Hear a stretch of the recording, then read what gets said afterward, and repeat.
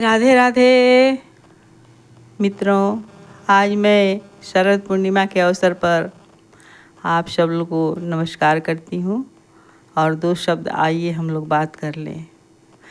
आप कभी भी वृंदावन चले जाओ बंधुओं, पूरे साल बंसी ठाकुर जी के चरणों में रखी रहती हैं, हाथ में नहीं रहती।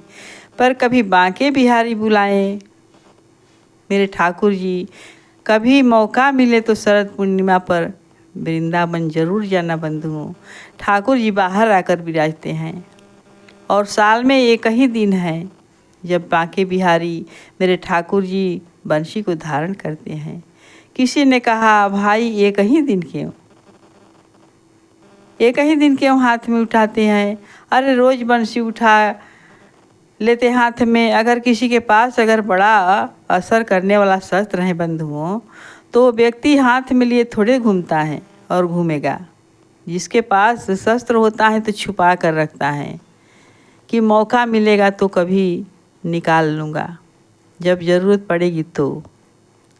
अब आप ऐसा ही समझ लो, बाकी असुरों को मारने के लिए बांके बिहारी ने शस्त्र उठाए हैं बंधुओं, पर वृंदावन में शस्त्र की ज़रूरत पड़ी ही नहीं। यहाँ पर तो बंसी से ही काम तमाम कर दिया सबका। तो यह मेरे प्रभु का शस्त्र हैं, रोज़ थोड़े उठाते हैं बंधुओं। कभी किसी भटके हुए को अपना अगर बनाना होता है तो उठा लेते हैं।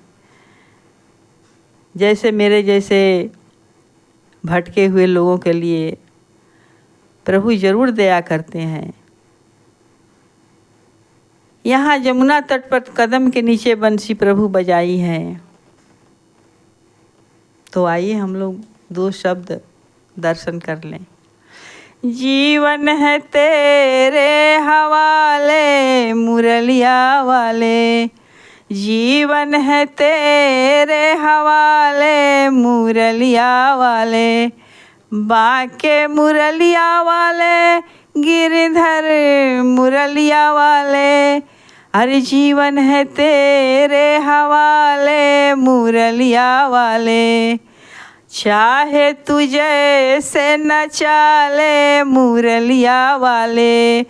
प्रभु हम लोग आपके हाथ की कठपुतली हैं, जैसा चाहे वैसा आप नचा लीजिए। चाहे तुझे से नचाले मुरलिया वाले, अपनी चरणों का दासी बना ले मुरलिया वाले।